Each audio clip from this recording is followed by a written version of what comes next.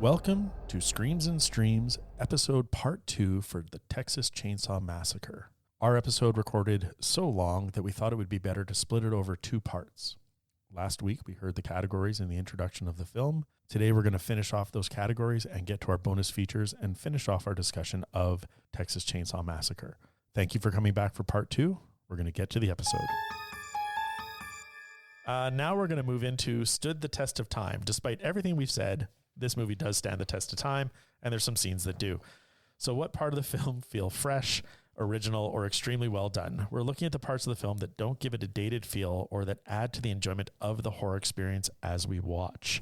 Sam, why don't you take us out of the gate on this one? Just the idea of the implied cannibalism. So like there's the meat shop gas station, which like you don't buy meat from or anywhere like that. Well, you do buy hot dogs, but you don't buy cured meats that are sitting under a heat lamp in Texas in 110 degree heat. You don't do it. With flies buzzing around everything. Yeah, no. Did you catch the name of the barbecue stand? No. W.E. Slaughter. So We Slaughter. Oh. Wah, wah, wah. So yeah, the implied cannibalism, definitely something that stood out. It was kind of creepy. You're kind of waiting. You're like, what do they do now after everyone? So I think that kind of hooked you in a little bit. And I know they refer back to that without any spoilers, sorry, but in the second film. Chad, what do you have for test of time? Anytime Leatherface makes an appearance, stood the test of time for me. That dude, freaky as shit. The whole outfit, the mask, the way he acts, the presence he has when he comes on screen is just so demanding. It just takes over everything else that's happening in the movie. And I was just, every time that guy's on, I just like, wow, shit's going down. Yeah, and Gunnar Hansen was 6'4", and they put 3-inch heels on his shoes. Wow. So he was 6'7", so he was immense. And Tobe Hooper and him were talking about his audition. And Tobe Hooper said like he got the part before he walked through the door. He walked up to the door and filled it. And Tobe Hooper's like, that's our Leatherface. Yeah. Oh, it's so good. I agree. Well, and when he came into that door, again, we talk about the sliding door and how disturbing that was, but he filled up that whole space when he hammered that guy and grabbed him. I just, Jesus, this and guy just is picked them up like they were nothing, like your feather, and just shoving you on a meat hook. Like it's crazy to me. Unbelievable. The cinematographer said he handled the chainsaw like someone else would handle a pencil. Like that was his size and strength. Yeah. That's crazy. Yeah.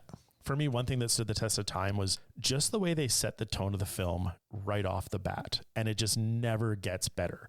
We have the narration of the violence, and then we have the dead corpses in the graveyard. We have the talking head news clips of like all the violence around the world and all the problems, right? There's no levity. Like there's attempts at humor. There might be some attempts at like relationship conversations between these characters, but it starts dark and it just stays dark. Yeah. And I just love that. Like there's no fooling the audience. Like you're in for a dark film right off the bat. I did read on that they were actually alluding to what was happening in Vietnam. So part of it was just kind of the fact that it's mundane and a bummer and the kind of the general morose feeling that people had. So. And apparently the hitchhiker actually served in Vietnam. He did. Yes. Yeah. Sam, do you have another one? Yeah. So my last one would probably be the references to the slaughterhouse, the pig squealing, even though it might have been a little bit over the top, it was really uneasy, and slaughterhouses are creepy. Like, you know, no matter what. And we see that in movies to this day and it's still creepy. Yeah. So I think that really stood the test of time. I thought the camera flashes at the beginning were really, really well done. Like the opening sequence where they're opening the crypts to show the defiled corpses. And you get that like that reload kind of hum of the old style cameras. I just thought that still really creeped me out. And I think you could use that in any film today and you'd be freaked out by it. So I thought that really stood the test of time for me. For me, 2 things that stood the test of time, I'm putting them together just because they both revolve around Sally or Marilyn Burns. And one is the first time she jumps out the window. I did not expect that or see that coming. Oh, yeah. When she's on the second floor of the house and she's like, well, I got nowhere to go. here I and go. just goes right through the glass. I was just like, holy shit. Like, my note said Sally's badass. Like, and that's all it said with no context, but I know it's the window jumping scene. And then the other one was when she's running through the woods to get away from Leatherface and she just full chest into the branch, falls over. Like, it just was so well done. It looked like it was almost a mistake. Yeah. Yeah. And I don't know. I just liked that as well. Yeah, no, I agree. Her chase scenes and her jumping scenes, definitely stood the test of time. Chad, do you have any others? No, I don't think so. I think I just said the first killing was awesome. The clubbing of the guy. And that was kind of what I had talked about a little bit before with the sliding door. Yeah. The hook, like it was like bam, bam, bam right off the bat. And you're expecting it, but like not that level of violence. It was kind of neat. Yeah. This now brings us to the back it up moments. These are moments that stuck with us. The things in the film that we were still thinking about after we had finished it. We look at the moments in the movie that are worth a second or third look. Sam, why don't you start us off here? One of the things that I noticed was the bones that were everywhere, like even on the Franklin house. Mm-hmm. And of course, we have the blood smear on the side of the van, which they made sure to pan on it. What does it mean? Like, were they just being marked or was there a deeper meaning? And I kind of went in, I couldn't find anything. And maybe Mike, you maybe had more luck looking at this or any like supernatural type links to it. But I went into Reddit and I went on a Reddit dive, which are dangerous.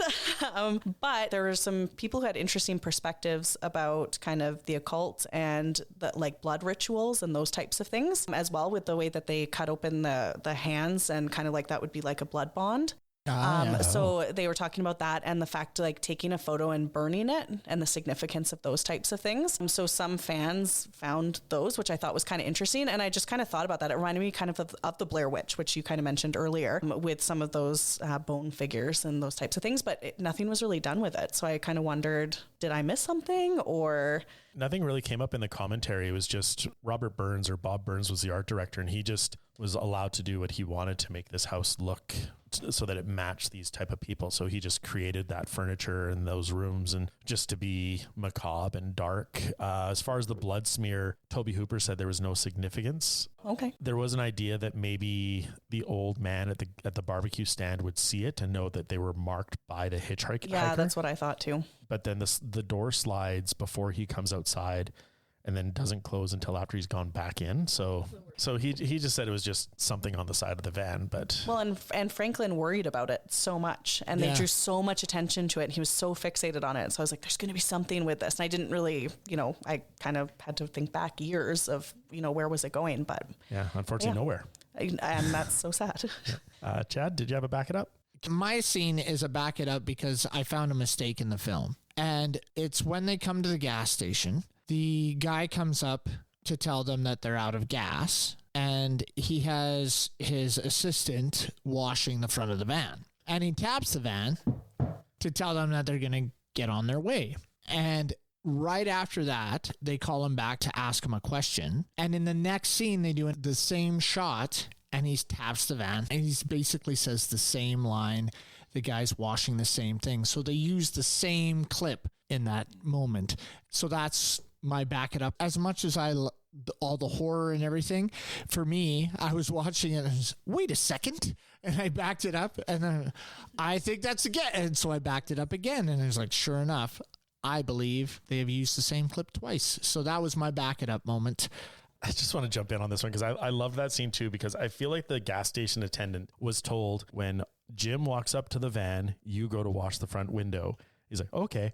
And so he does it the first time when Jim walks up, washes the window. When Jim walks away, he goes back and sits down. Jim gets called back. So he's like, okay, takes the bucket back to the front. And he washes the front of that van 3 times. The cleanest van. And then even Texas. To wash the front of the van, at the time they pull up, doesn't he know there's a blood mark on there? So yeah, wouldn't you wash the blood mark off? But I think the girls were out of the van by that time. So the side door was already open and blocking the blood. Maybe.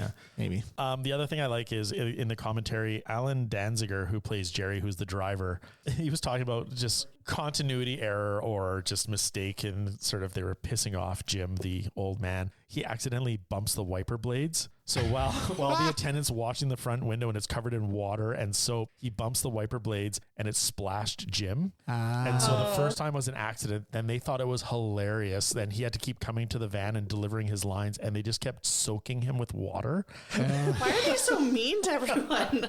They're like, this is a bit of a laugh. And you can see it in the actor's eyes if you rewatch it. Like, he is just, I'm going to get through my lines, and he's ignoring this water that's just soaking him down the side. For me, my back it up, and this is contentious because you've already spoken ill of it, but the dinner scene. I really struggled to think about what my back it up scene would be. And so when I was getting towards the end of the film, I was going to say my back it up is the whole movie, because I just liked, as annoying as Franklin was, as bad as the acting was, there were very few things that I didn't enjoy in this movie. So for me, the dinner scene, it is over the top. It is a lot of screaming. It's a lot of noise, but the madness and the way they just keep going deeper and deeper into this insanity, I loved it. So, and then you get to that hammer scene where earlier they talked about Grandpa was the best. He could kill those cows with one strike, and then he's too weak to even hold the hammer anymore. So I have a question. Is that Grandpa dead? What is going on with that guy? Oh, no, he was alive because he was sucking that finger. He sucks the finger, and he's like, he's like almost ready to jump up. So what's the deal? He's just that old and weak that he can't do anything anymore unless he gets human blood? Or just the thrill of the kill? Yeah, I guess. Yeah. But also, wasn't Grandma up there too? Or Grandma was dead. Like, yeah, Grandma was a corpse, so like rotting. Oh, okay. And everything. I must she was up there, but which is why I thought, he's dead too. Yeah, I thought he was dead as well. Well, because when Sally runs upstairs at first, like, he doesn't move, he doesn't react. And then when it turns to Grandma, she is far more decayed. Okay, yeah. She's like the corpses that we see at the beginning. And she's only there because when they were reviewing the script and talking about it, they were about halfway through the filming. And somebody pointed out, like, there's no women in this house. It's just a bunch of men. And so they added the grandmother's body just to be like, well, they had to have come from somewhere. But they're all related. So. Probably, yeah. That back it up scene for me ends when she jumps out the window for the second time. So it's just like, it was so awesome the first time. It's like, yeah, they did it again. Sam? I don't know if it's really a back it up moment, but the guy who saved Sally at the end just kind of ran off into the distance, and then Leatherface just danced the night away.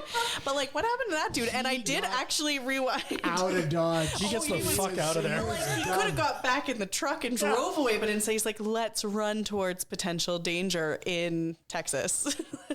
You know what's funny about that? White people be crazy. I'm getting the fuck out. Exactly. He was so gone. And I rewound and I was like, did he die? Like, because I just assumed when he ran past that Leatherface would kill him. Yeah, but no, Leatherface. It's so funny because any black character talks about watching a movie, it's like, why the fuck they going in there? And he gets out, the guy's like hitting his semi with the chainsaw, and he's gone.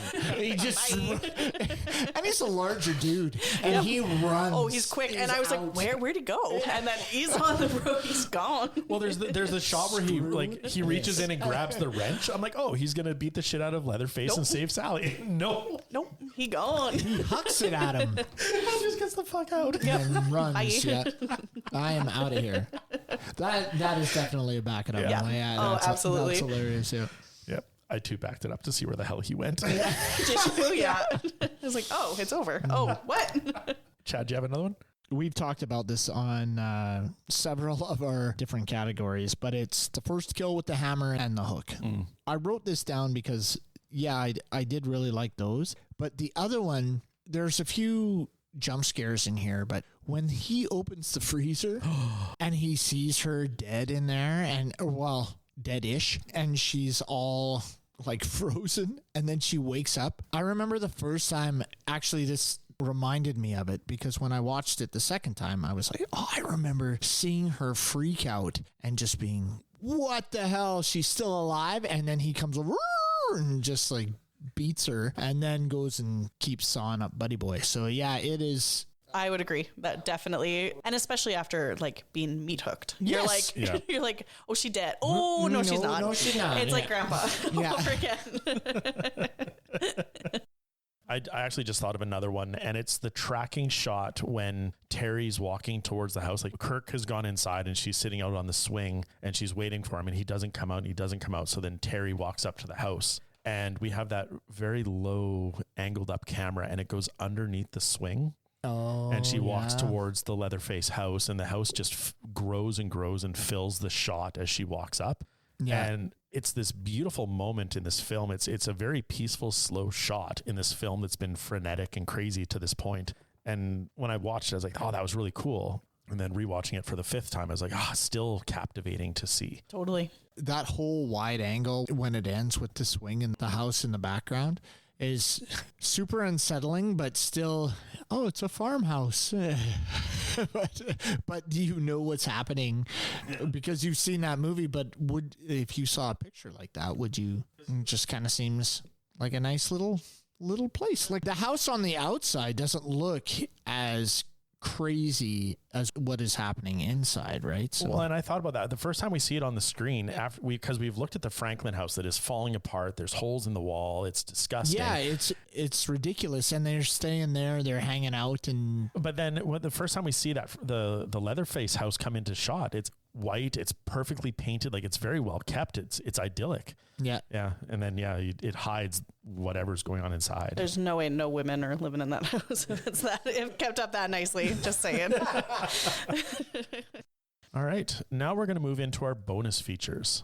As we watch the film, we also do some research to add to the experience of watching it. These are things that we found that add color to the story of the movie. As I said, I've got quite a bit from the commentaries, 5 pages of notes, actually. Good Lord. Wowza. A+. So I don't know. Do you want me to just start with commentary 1 and then you can interject when necessary? Yeah, I don't have a ton. You started off there, Haas. Okay. So the first audio commentary was with Tobie Hooper, the director, Gunnar Hansen, who played Leatherface, and Daniel Pearl, who was the cinematographer. And they talked about the original title, and they were going to call it just Leatherface, or Head Cheese was the other option. I had that as one of my points too, the head cheese. Too, yeah. Head Cheese. Could you imagine a film called Head Cheese? It would not have done as well. No, I don't think so. No.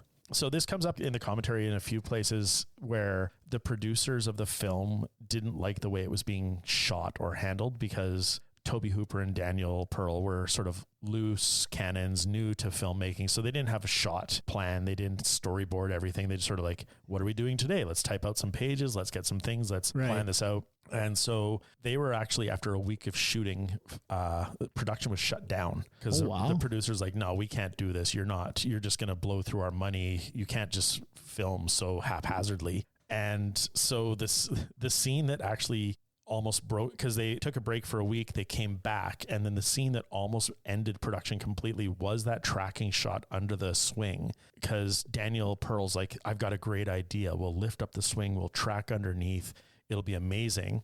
And the producer's like, sorry, you didn't storyboard that, you can't take that shot. What? Okay. Oh my God. But it's because they'd already been so loose with the shooting schedule. They're like, no, this is the second day. You've already gone off schedule once. You're not going off schedule again. But I guess Tobie Hooper's like, I'm the director. He's the cinematographer. We make the film. Yeah. Like, you can't stop us. You can fire us, but you can't stop us from doing it. And we're going to do one scene 17 times. Just you wait. Just so she gets knocked out with a broom. Yeah. So that almost ended the film, but they were allowed to take it. And thank God, because it is a great shot. Absolutely. Yeah. The other thing they talked about, and this comes up quite a bit as well, was the shooting day leading up to and including the dinner was 27 hours of shooting, plus the amount of time that John Dugan spent in makeup. So he was in makeup for 8 to 10 hours. And he basically said, like, I'm not doing that again. You're shooting all of me today. And then they did 8 to 10 hours of finger sucking. 8 to 10 hours of finger sucking. So I feel like they could have cut that down a bit. I think they could have, yeah. Oh, for sure. So they had to get all of him done, and Jim, whose name I can't remember, but it was his last day of shooting and he was SAG. So he could not go beyond that day of shooting. So if they didn't finish all of his stuff, they weren't going to get it. And so they shot for 27 hours. They had blackout curtains on the house that was trapping the heat. It was 110 degrees outside, 120 degrees inside. It got so warm that the head cheese that was on the table was starting to steam. Head cheese is just disgusting. Okay, can we just talk about that? Is it just gonna melt? Gunnar Hansen, he had one shirt and it was dyed to I reflect the heard blood. this. Yeah, I read And that. so Yeah. he couldn't wash his costume. So he shot 16-hour days every day for 2 weeks. Oh, In that stanky. heat. So by that scene, you've got the head cheese steaming, you've got him sweating in that mask and his clothing that hasn't been washed. And there's the dead animals from the vet that are on the table and around the room. So Oh my God. Pretty rank. they were That's filming, disgusting. and then when they would yell cut, actors were going outside to throw up. There was a doctor on set to give them Dramamine to like battle the nausea, Holy my shit. God. just to get through it all. Well, and they said they wouldn't even sit next to Hansen because of his because he Smelled stunk so bad. Yeah. Oh God. So yeah, everything else from that one we'd already covered. So that's commentary number 1. I've got other commentary tracks, but maybe I'll throw to Chatter, Sam. If Mine are kind of like little trivia bits that I found online. This one is from Texas Chainsaw Massacre Fun Facts from the groundhousedatabase.com. So when I was watching the hook shot, I always thought they just tied something around her waist and had it like up around the back. But apparently the actress who did that, she was held up by a nylon cord that went between her legs. Oh God. it was parachute cord. Yeah, and it caused her Why? a huge amount of pain. Why? Why? Cutting costs. She couldn't handle it for more than a minute at a time. Whether Yeah. they made her stay in it for longer than that. Oh my God. Okay. Yeah. Okay, I'll follow that up with something kind of happier. The house that it actually took place in is now a family restaurant. I don't know if you guys know I'm that. assuming it's a barbecue restaurant. So it's Would that called be amazing? Hoopers, and they've really taken it upon themselves to have kind of that Texas Chainsaw theme, naming some of their burgers and dishes after some Wow. pretty gory Oh, wow. yeah, dishes. So yeah, so that's there's crazy. actually I was looking, and there's like some people who will road trip and find places like this to eat at, and they're kind of I would road trip and eat a burger at that place. Yeah. I'm going to go to Texas now, I think, just to eat there. This is an aside, but that sausage was a penis. what? When Franklin comes out of the van, when they get to the house and he's got a sausage in his mouth, he's like, I want to see the blood. It's almost like a cigar he's been chewing Oh, on. yeah. It's a penis. He What? eats that thing forever. Are you sure? What? In one of the commentaries, they said like, oh, whose penis is that? And it's like, well, is it a penis? Isn't it a penis? Ha, ha, ha. Yeah. If you look at it closely, there's like a bit of a line to give it like a head. Why was this not in your Really? rewind? First of all, the scenes that you rewound. Because it's not the most obvious thing, but yeah, in the commentary, they talk about it. Why? Wow. Once again, why? Okay. Neat. Neato. Wow. I can't follow that up. The second commentary track was director Tobie Hooper and David Gregory, who directed the Texas Chainsaw Massacre, The Shocking Truth documentary that came out in the year 2000. A couple of things that came from that one. I quite liked this one. They're asking Tobie Hooper about like, well, what was with all the reference to the solar flares and all the astrology stuff that you put in the beginning? He's like, I just wanted to show that it was a bad day. That sort of plays to Hooper's sense of humor. In the commentary tracks, he keeps talking about the humor in the film, the jokes in the film, all the laughter. I'm like, this wasn't that funny. No. I don't There were think very I little besides laughable the moments. last scene, I don't think And I the bitch and hog. the Weren't supposed shut to up, be you bitch funny.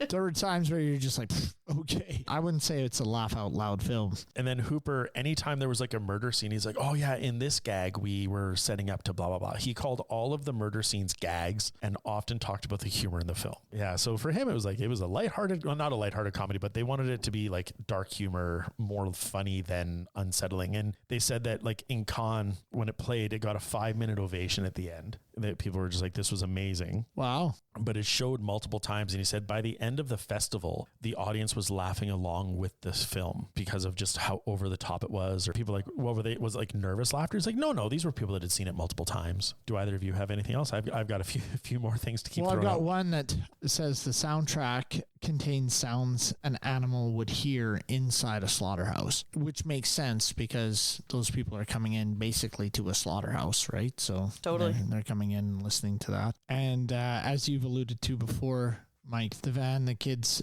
drove in the movie belonged to a guy who worked as a sound recordist on the film. And on that, he lost the back seat of that van in the filming. So to fit the hitchhiker in to get the shots, they had to take the back seat out of the van. So they're like, oh, well, we'll just take it out and put it on the side of the road. And then they never went back for it. And when they finally remembered, they went back and the back seat was missing. It was gone. So not only did like Paul Partain like cut up the side of his van, he also lost the back seat.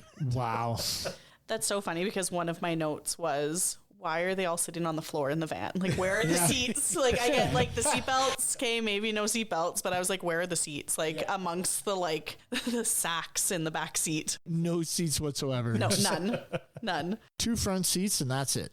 You talk about the sound design of the film. There was another thing that came up that was kind of interesting, which is that Ted Nicolau, who was the sound recordist on this film, also worked on The Exorcist. Oh. And so when they were looking for some sounds for some scenes, they went to him, and the chicken in the cage, it swings and there's a creak to the metal. Yeah. And that's actually the creaking of the bed springs from The Exorcist when Reagan is freaking out. So so that's cool. That's neat. Tie in there. Yeah. Sam, do you have anything else? I just had the one where I never really noticed until watching it this time around that Leatherface actually wears 3 different masks throughout. Oh yeah. And you see the makeup at the end, right? On the last one, but you kind of think it's the same one, which is amazing. So he actually has his like killing mask, and then he has the grandma mask. Yeah. And the makeup mask is the sit down mask for dinner. So there's the theory that that's like the Southern tradition where you dress up. Well, they're having guests for dinner. Having gifts for dinner, right? So I thought that was kind of interesting. I didn't realize there were 3 as well. And, I didn't realize that connection to the Southern hospitality. Okay, I'll cut a few of these out. I saw the movie when I was 7, and both of you reacted when I told you that off mic, like, oh my God, Daniel Pearl, the cinematographer, his daughter was 2. And his wife and daughter visited the set one day. Neat. And she got on to set in the scene where Terry's hanging on the meat hook and Leatherface has the chainsaw and is like cutting Kirk's head off. Is she okay today? And how is she doing? So Daniel said it unsettled everyone because all you could hear was her screaming over top of everything else. But she still remembers it to this day. Yeah. Of course. On the topic of Daniel Pearl, something that was interesting, just looking at his career, if you go to his IMDb, he set the tone for 1990s music videos. What? Oh, honestly, it's crazy. Pitbull, Mariah Carey, Billy Idol, Cypress Hill, Jay-Z, Ed Sheeran, Bon Jovi, Shania Twain, what? Yeah. Really? He was the cinematographer on hundreds of music videos from like the mid 90s to the 2000s. And top songs, yeah. That's wild. Yeah, so from Texas Chainsaw Massacre to basically creating the visual music for MTV. That's insane. Wild. That's super cool. Yeah. 2 other things. One, just on that shot of the dinner party, Marilyn's eyes, they're striking, they're bulging out, they're captivating. It took 4 hours to get those shots. I shouldn't say it took 4 hours to get those shots. They spent 4 hours getting those shots. Wow. Just on her eyes. Wow. It seems like there was a lot of extra time taking, I don't know if necessary, they got the shot they wanted, but I don't know if it's necessary to go that long. Yeah. I can understand it's everything up to that last shot was crap and that last one's what was used in the film, but I can't imagine everything was terrible. Wow, 4 hours. Well, and the fact that none of these are memorable takeaways, right? No. None of these things that they're, Yeah. Well, I found the eyes striking, but it's not like it's wow, that was worth 4 hours of effort. Yeah. No, and especially I can see now why they wanted to cut back a little bit on the scenes. They're like, no, come on, let's get this show on the road.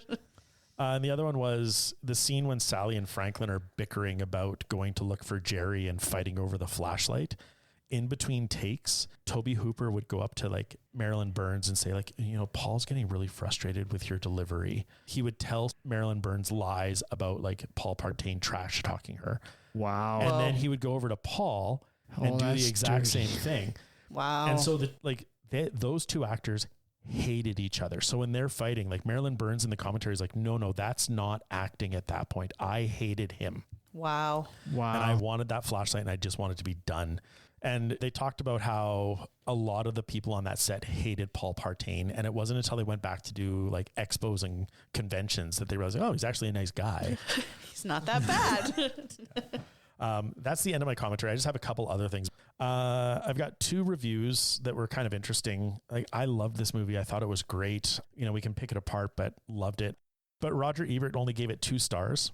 Oh, really? Yeah, What? yeah, I know. And he says it's an effective production in the service of an unnecessary movie. So he thought it was like technically good, but not a great story. Like, which I guess like if you look at the torture porn of like Hostel and Saw, it's the same idea, right? Good idea. Is it a good movie? And the quote that I loved was, and I can't imagine why anyone would want to make a movie like this. And yet it's well made, well acted, and all too effective. So he did not like it, but he saw the merit of it. Right. Interesting. And then Cinefantastique, who we've had issues with their reviews of previous films. Yes. It's like one of the damnedest films ever made. I'm sorry someone felt impelled to make it, but as long as they did, Hooper did an excellent job. The violence itself is not extreme, but the tension, atmosphere, and thrills are extremely powerful. And I've disagreed with Cinefantastique on a couple of the other films you've done, but I think they nail it. Like the tension and the atmosphere is phenomenal. Oh, I agree. And it's why they keep making more. It's terrifying, right? Like it's so scary. How many sequels has this spawned? It's still being remade today. Like at least 5 or 6. There's a new Chainsaw Massacre where they bus all those people into The 3D. Yeah, there's a bunch of them. Well, there's Texas Chainsaw Massacre 2. There's Texas Chainsaw Massacre 3D. There was the reboot. There's the one you're talking about. Matthew McConaughey was in one. Yeah. I saw that. Yeah, where he, all I remember is he had a leg splint. That's the only thing I remember out of that film. I guess the other thing that I had was that a young John Larroquette was the narrator for the opening scene, and he was paid with a joint for his work. I'm not sure if you'd get away with that today. Absolutely not. No. My last one is the poster had a tagline, "Who will survive and what will be left of them?" And I was looking at that and I'm like, that is tickling the back of my brain. I can't figure out why. So I started looking around on Google, and White Zombie has a song called Real Solution Number 9. The chorus is "Who will survive and what will be left of them," and goes on and on. But what's kind of interesting is the lyrics relate back to the Manson family murders, and it actually samples a quote from one of the women from the Manson family. And there's the "I'm already dead," which is a Manson quote as well. So I just thought it was interesting that Texas Chainsaw Massacre deals with this family who's killing and murdering, and then White Zombie, or Rob Zombie, I guess, more or less, took the tagline of the film and made it a lyric in a song about another family, a true family that's killing and murdering. Well, that's cool. Thank you for putting up with all my bonus features. That is all I have. No, that's good. And I would just say the other thing is that the cast did not make a lot of money on this film, despite the horrific conditions they were put through, the safety hazards they were put through, the multiple shots that they had to endure. They did not make, they got a percentage of shares on the film, but Vortex only owned, which was the production company, only owned half of the shares of the film. So It made $30 million. Well, they did not make a lot. I think I read it was around 8,000. I read they were paid $450, some of them $700. Gunnar Hansen, I think, was paid $800. Oh, maybe it was 800. I was thinking. Yeah.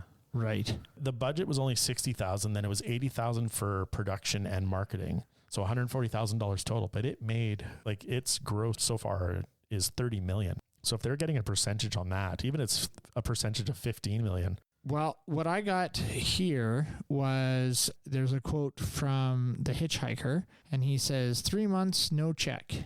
Ed Neal, who played the hitchhiker, later recalled 6 months, no check. 9 months, a check for $28.45. We were all very angry. So maybe it was a percentage of box office, and that 30 million is DVD and other things since. Yeah. Yeah, because here, so it was 800, not 8,000. Yeah.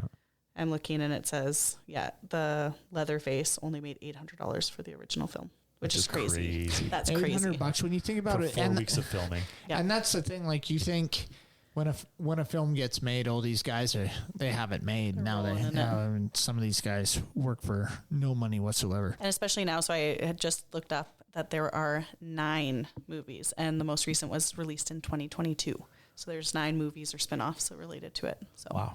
Yeah. That's crazy. That is 9 movies off of that guy. Mm-hmm. Wow. We all got homework for the weekend. There you go. To be continued. All right. Thank you very much for listening to us. And thank you, Sam, so much for joining us on this one. Thank you so much for having me. Be sure to check us out on Instagram. We are at ScreamStreamPod with no S's. Stop by our website, www.screamsandstreams.com, to check out information about all our episodes and the films we have covered so far. And please subscribe to, rate, and comment on our shows on any of the platforms where you get your podcasts. Until next time, this has been Mike and Chad and Sam. Thank you.